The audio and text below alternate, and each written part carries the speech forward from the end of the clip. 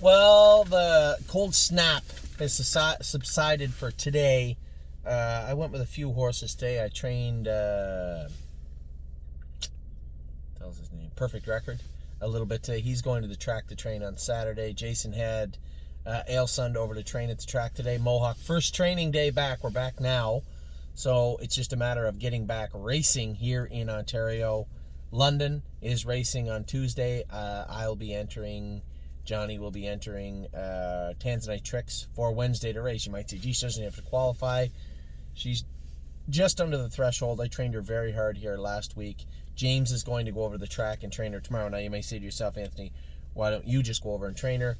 I can't because I was out of the country in the last 14 days. So I can't go to London on Wednesday, and I can't go to train at Mohawk tomorrow. Now, James said he'll go and drive Tanzanite Tricks next Wednesday, which is good. I really didn't think he would, to be honest. But I appreciate him going down there. This may entice me to go to the Meadows next week. I can't race in Canada if I'm outside the country in the last 14 days. I don't need to race in Canada right now. Any horses we have ready to go to Mohawk, James can drive. Any horses on the B tracks, Travis, James, anybody does a good job with them. As long as we get them hung up and ready to go. Just a ton of news. The reason I wanted to have a midweek update this week, one, I always do, but two, we have a ton of updates. Again, I got some messages last night, both Bottle of Red and Need Your Opinion 1. Now, pump your brakes. Before we talk about Need Your Opinion, the people that kept Need Your Opinion were right. She ended up winning easily at the Meadows for Tim, and then being sold for pretty good money down in Dover. So there's no hard feelings with the purchase of Need Your Opinion and her winning. Now, Bottle of Red, we bought her back because I thought she was worth more money, and we sold her for what we thought was fair. And to be completely honest and completely fair, when you look at the race last night, left out of the 8-hole, which she's got tons of gate speed, she paced 54 in a piece at the Meadows and got beat soundly 3-4 starts ago, yet jogged last night in 55 out of the 8-hole, come 30-3 on the end of it. What are you going to do? I mean, I think if there's anybody to blame in this entire situation, it is me for maybe not pushing to send her to Dover, especially after we saw the way that a couple of the other horses raced. Looking at the chart lines, looking at the competition, I didn't think they do. Speaking to Jimmy and a couple of the other trainers, they thought condition claimer. She ended up winning the, now what is it, 2 last night. Good for them. I mean, hopefully they come back for more. But, this idea that she just went out and jogged. I mean, she went in 55 last quarter and 30-3. If we could do that at the Meadows, she would have won every week, only to go 54, come 29. She can't go there. And I think it's just tougher racing at the Meadows in that class over the last little while. Take nothing away from Dover. She raced good for her. But this idea that she somehow found a fountain of youth or got launched into outer space, it was a pretty poor bunch chasing her, and anytime she can beat up on horses, she's always looked good. It was just very difficult to find a class she could beat up on horses at the Meadows. So if anybody's to blame, it's me for, I guess, not pushing to send her to go to Dover. I guess with Jimmy, his take on her way back when we talked about her was she's a claimer, and that's what I thought she was. We got paid pretty decent claiming price for her, but they made back a good chunk of their initial investment in Bottle of Red last night. It's over. Done with. We're going to talk about what's going on now. High winds, lots of snow, and freezing cold on Saturday. Goes without saying the drone won't be able to fly on Saturday. Not a big deal. What James and I had talked, we wanted to get 3 more horses checked at the vet just to make sure there's not anything going on. Now, those 3 horses will follow Miss Mildred, who had an OCD last week. We had it taken out. She's back home now. She'll be back jogging in 3 weeks. Back going full bore in 4 weeks. I don't expect there to be any problems along the way. Not a big deal there. 3 horses to send over. Blue Bayou Dio has been 1-2 in all her sets the last 3 times going out. Hangs on the right line, a little rough in the turns, finishes up strong with the hobbles on. But let's make sure there's not something going on there. She needs some time, maybe just a couple of weeks of jogging, maybe some time off in the field. There's a few horses we're going to give some time off, and I'm going to explain why here in a minute. So as we go into next week and some downtime for these horses, I'm going to tell you why we're giving them downtime. Now's the time. The track's hard. The weather's cold. You're going into March where we're going to be able to get the corks off hopefully mid to end March depending on the weather. Now's the time to rest a couple of these horses that may have some underlying issues. Something just peeking up and saying, hey, I keep telling you guys when the horses talk, you better be listening. And when it comes to these horses, maybe not talking loudly, but there's some whispers, and we may want to make sure we nip everything in the bud. Hill of Magic trained great yesterday, but didn't come on the track great. Now, was that because we took a ton of weight off her, and she's adjusting to the hobbles and a number of other things? Because she trained great in the mile, but when I was sitting behind her when she came up on the track, we made some equipment changes on the fly. I took the head pole off, added a line pole on the other side, added a Murphy blind, tightened her hobbles up, put a gating strap. These are things we did before she turned to go her mile yesterday. Trained great, but left me thinking, why did I need to do all that? Is it just that she's getting better? Is she adjusting to her footwear and her equipment? Or is there something, knocking on the door there saying, hey, that maybe there's an OCD somewhere. Maybe her knees are open and bothering her. Her stifles are a little immature. Just, you need to pay attention to things like that. So both Blue Bayou Dio and Hill of Magic, although I'm not concerned with either of them in any way, they are going up to the vet to get checked tomorrow. And we're going to send Procrastinator up. We kept him. Right, we had it looked at the start of the year. We're going to send him back up to get it looked at again. I thought he was over on the right shaft the further we went, which tells me, hey, there may be an OCD there. Maybe, maybe not. Let's have another look to see if something maybe shook loose. This is a horse that's got a long, long way to go to get to the track. I've been happy with him. He trained in 2:44 yesterday. Mario's gone with him a couple of times. His quote to me on the horse was simple. He's fast. There's something there. I don't know. You do got to protect him. The further he goes, falls apart a little bit. I documented this and told you guys the last couple of videos about Procrastinator and his penchant to fall apart on the end of a 1.5 mile training. I took it as EPM. It may not just be EPM. It may not be EPM at all, although he has responded to the Baycocks that we've treated him with. So I suspect there is a little there. But you can't get bogged down and have tunnel vision and say, it is just this because this worked. There may be a couple of things at play here. So going to take Procrastinator up, get him looked at. So Blue Bayou Deal, Hill of Magic, and Procrastinator going up to the vet. Whether they train on Saturday or not, I don't know. That'll depend on what the vet says. I suspect Blue Bayou Dio and Hill of Magic maybe get a couple of weeks off. I don't think that would hurt. Unless the vet says, I don't see anything here on fluoroscope or x-rays, then they'll continue on their training. And Procrastinator, just get him checked on Friday to see how he is. And then if you're going to look at our infirmary, Miss Mildred has a couple weeks off, 3 weeks off still from that OCD removal. Now, where does that leave our horses? We got a couple of horses that we're just going to go easy with for 2 weeks. One horse we're going to shut down training for a month simply because she's too goddamn good right now. And I don't mean that to pat myself in the back. Or Bomb Hugger feels like she's Super Bowl ready and it's training season, right? So I don't want her getting too hot, and I told you guys this about burning that candle at both ends. She's ready to go right now. She feels great. She felt like a racehorse yesterday. Don't need to feel like a racehorse until June or July. So Bomb Hugger, as incredibly good as she looked yesterday, just going to jog for the next 2-3 weeks. No training for her. She doesn't need it right now. Where they're getting to, and this is how incredibly cool it is to watch this sometimes, how you'll see horses jump forward. Just, it seems like all the pieces snap in together and then a totally different horse has appeared. Bomb Hugger had real problems with consistency and making breaks. We made some shoeing adjustments, made some equipment adjustments. She trained great. You guys saw her under the drone. She trained great after that. We trained her yesterday. As I said in the top 10 list from one of the boys we were talking to, might have been James actually, might have been no, I think it was Brody because he had her on the list. When I moved her yesterday, she went by some horses that were going as fast as they could. She came from well behind them and just annihilated them. And she just did it with ease. So now's the time to make sure she stays sound. Make sure that she keeps weight on. Make sure that she's happy. Might train her a slow mile sometime over the next 3 weeks, but she's not going under the drone. Now we'll push the drone, as I was alluding to. We'll push the drone to next Saturday. Bomb Hugger doesn't need to be in any drone sets. Just need her to relax, take it easy. She earned it from what she's done just over the last 2 weeks. And furthermore to that, it's not like she was behind anybody. Everybody could tell that she had speed. It was just the consistency to putting it together.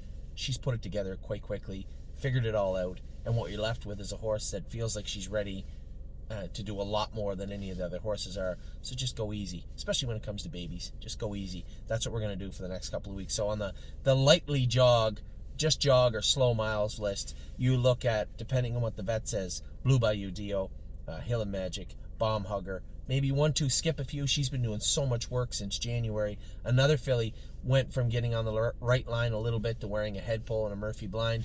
Does that mean that something's bothering her? Is it just her getting her work done? You always have to be cognitive of the fact that these are young horses, and their knees, especially their knees, their stifles, and all their joints are maturing as we go along. So it's important not to get caught up by this horse needs to train in 240 on Wednesday and 238 on Saturday. We don't train like that here. If the horses look great, let the other ones catch up. Like a horse like Bomb Hugger, throttle her back a little bit, cool your jets. I know how fast you are. You don't have to show it every week and stress yourself out. So let her cool down. At the same time, is 1-2 skip a few going through a growth spurt, so to speak? Is that her knees bothering her? Is that why she's getting on a line? Habanero also. Big colt, we want to get him going, but if he's not ready to go fast, don't push. So again, Hill of Magic, Blue Bayou Dio, Bomb Hugger, 1-2 skip a few, and Twinbee Habanero. These horses just are on an idle period for likely 2 weeks now. Again, I'd say it's fair to say that Blue Bayou Dio and Hill of Magic will depend on what the vet says. But for me, they're on a just jog list for 2 weeks, so they're going to miss the drone next Saturday. Also, I know a lot of our clients are involved with Twinbee Habanero, are like, can we see him? Can we see him? Relax. I'm not pushing this colt. He is the biggest horse on the property. Him and Kathy with an I guess, are the biggest horses on the property. There is no rush. So when it comes to a horse like Twinbee Habanero, I can still see a little ripple right front. Now, he might be a horse we can take up to the vet. Unfortunately, we only have 3 spots tomorrow. The 3 that we have picked will do just fine. Twinbee Habanero had that pus pocket that didn't completely blow out of his foot. So I think there's something festering there. Trained in 252 and trained good by himself. Jason was going with him on Tuesday. So progression is there. Now, turnouts. There are some horses I want to flat out turn out for 2 weeks. Now, this usually looks horses that are a little bit pinchy because of the work. I'm almost certain of it. Horses that have maybe lost a little bit of weight, want to get that weight back on them. Again, I put Hill Magic and Blue Bayou Dio on this list because I don't know what the vet's going to say. All right? So, Arches Rainbow, little light still. Once in a while, she coughs. It works so well for Mischievous Rose and Procrastinator. Go out and just get that out of their system.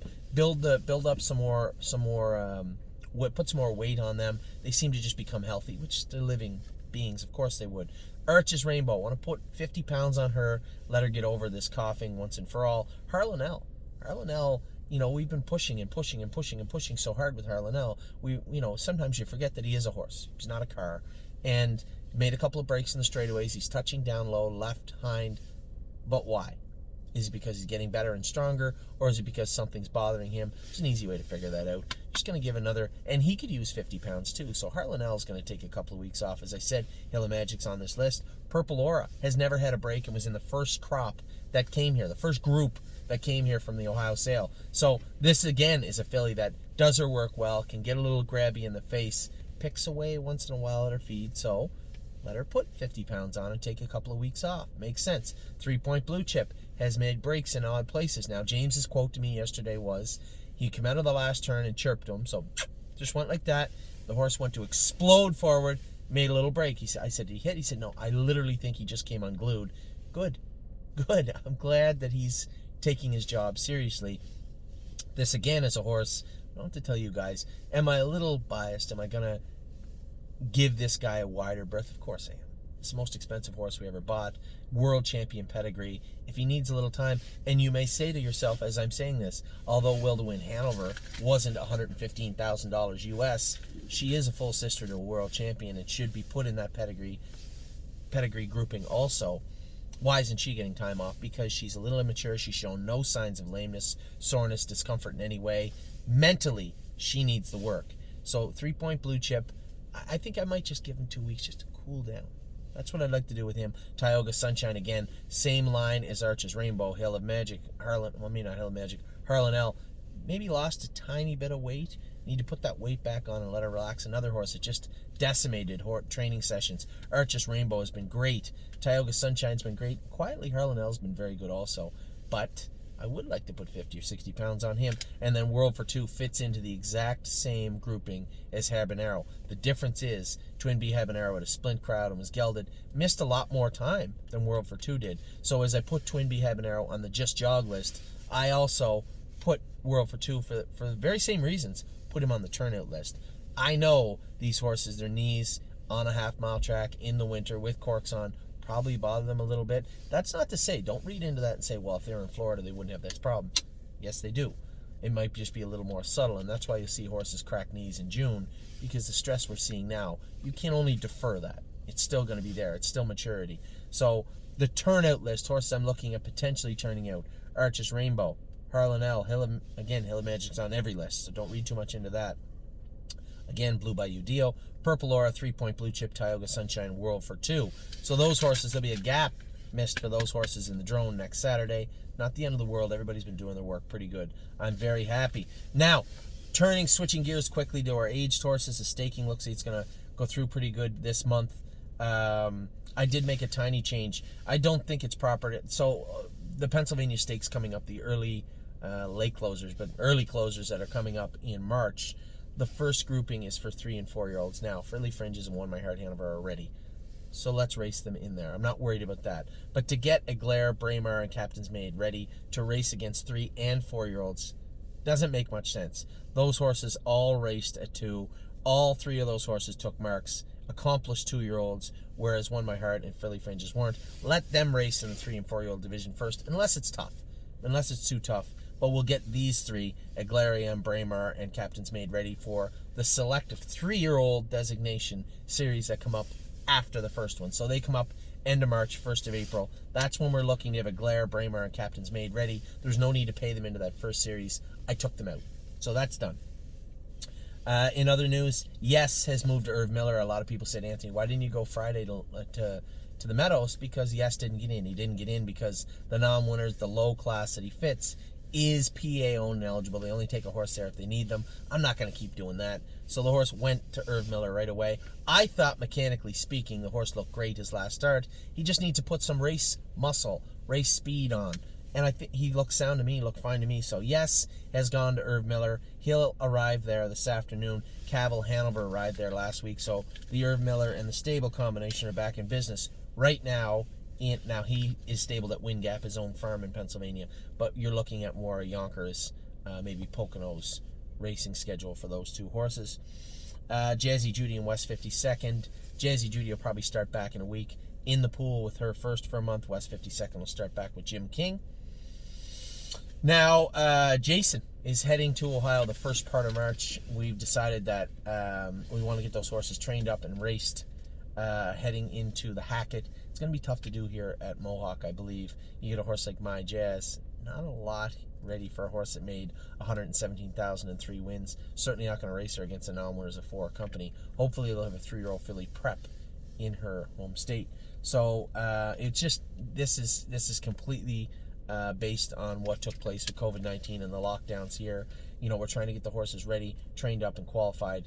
I think the first part of March, Jason will probably head out with those horses to Ohio. We'll have 6, 7, 8, 9 there to start with. By July 1st, we'll have upwards of 30 horses in Ohio for the summer. So that's new. Last year we waited right until the Hackett. I think we sent the Hackett horses down to even Virgil to race in the springtime for us. This year Jason will be going over a little bit early. You guys also noticed that we sold the horses in the sale the other day. Loving Beauty, $1 Million, Swan, and Set the Mood have all left the stable. I think for obvious reasons. I think those 2 horses in particular, nice horses, nothing against them. I just don't think they're going to be significant 2-year-olds racing in their stake jurisdiction. So cut the cord, so to speak.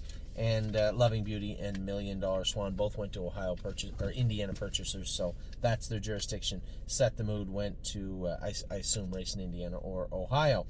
We have the March 15th deadline coming up next month. I'll try and get you those staking. This is a significant month. They pushed the OSS payments back a month, so that's $800 times every 3-year-old sophomore we have that's an Ontario bred, plus the first month's payments of all of the Grand Circuit events. Now, we don't have a ton this year, but we do have some.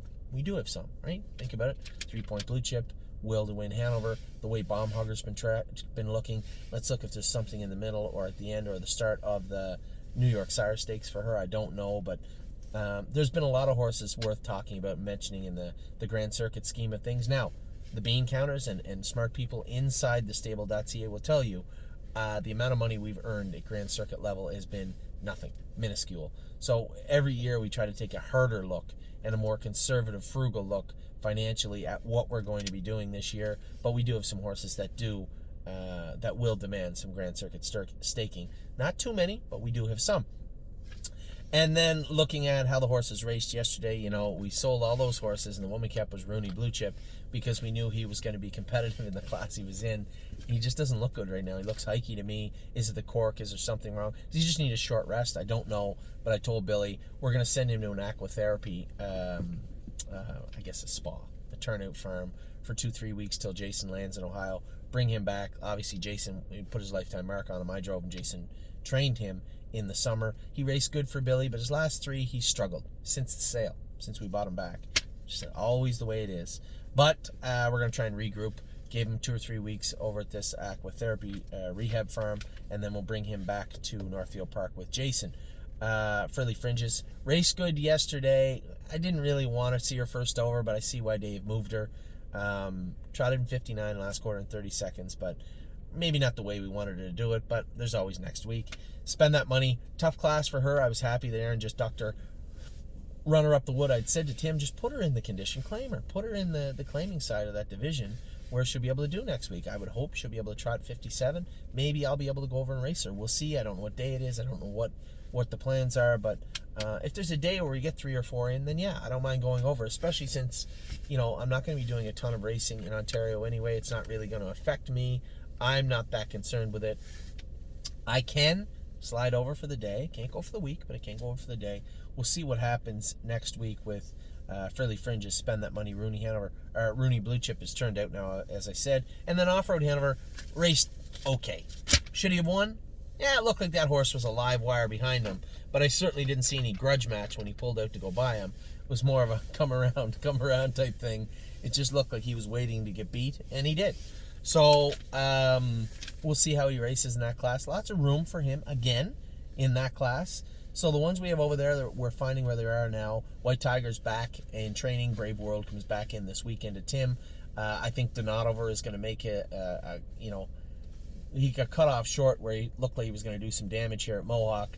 Went back to the Meadows only to make 2 breaks and have to qualify on Tuesday. I think he'll be coming back to Kevin after that, which is good. Welcomed here, certainly back for Kevin's burn. Brave World, of all the horses we sent across, I can make an argument certainly to take him back. I think he'll train down, qualify at Tim's, and then we'll judge him at that point and say, okay, can this horse compete at the Meadows? Are we comfortable with what we've seen? If not, back he comes to Kevin. So that will be the plan there. Obviously, I don't have to tell you guys, it has been an incredibly stressful, frustrating, and concerning for in some parts, winter and spring for us here at the stable because of COVID-19. But rest assured, we're no different than any other sector or business or person trying to make their way through uncharted waters in a very difficult time. I think we've done the best we can, the best we could have. You're always going to find hiccups, and you're always going to find people that have no problem pointing those out. But at the same time, everybody involved with the stable is working their butts off to make sure that we have the best spring and summer that we possibly can.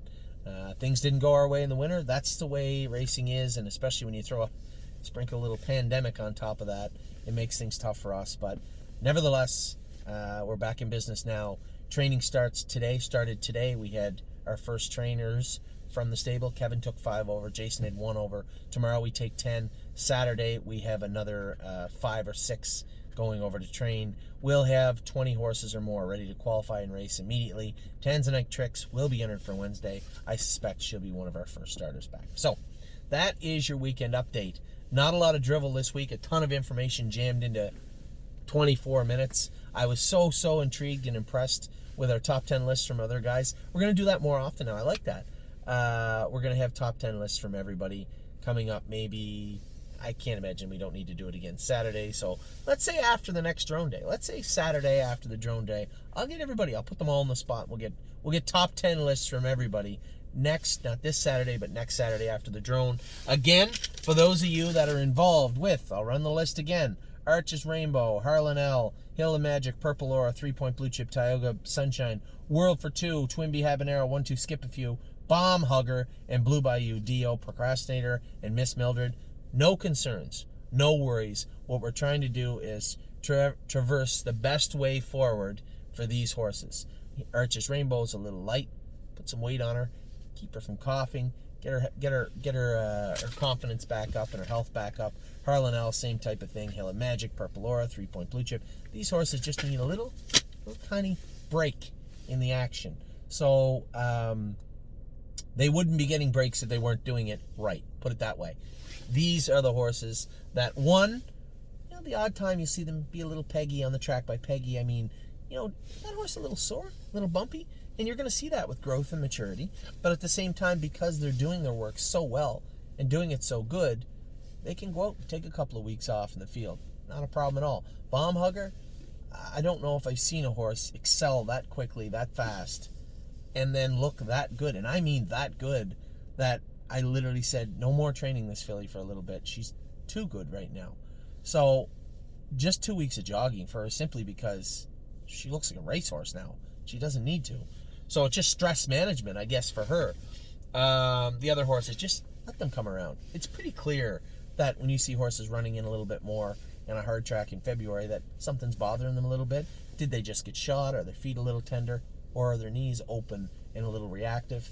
Don't want to see that happen. Don't want to see any injuries. So the horses are talking. Let's just take some time. So next Saturday's drone session will likely have an absence of quite a few horses, but at the same time, more than enough still doing their work great. I got to go pick up a ton of trotting hobbles that we had fixed. Got to drop those off. Got to or pick those up. Got to drop off a few more. We just got a ton of stuff still to do here. It's like 1 o'clock on Thursday. A great day. It ended up being cold at the start, but good at the end. I went with, as I said, started off my video, Perfect Record. Thought he was much better. And then jogged a couple of horses. All is well. All is well. Finally, some good news. We're back racing next week in Ontario, and it couldn't come any sooner. So, I hope you guys are having a great day. I hope you're having a great week. I hope you enjoyed the top 10 videos from everybody else. As I said, I know I did. Just a little update on everything going on in the stable. If there's something I missed and you have a question, please feel free to give me a call, 519-400-4263. Text me, email me, and I will get all your questions answered as quickly as I can. Take care.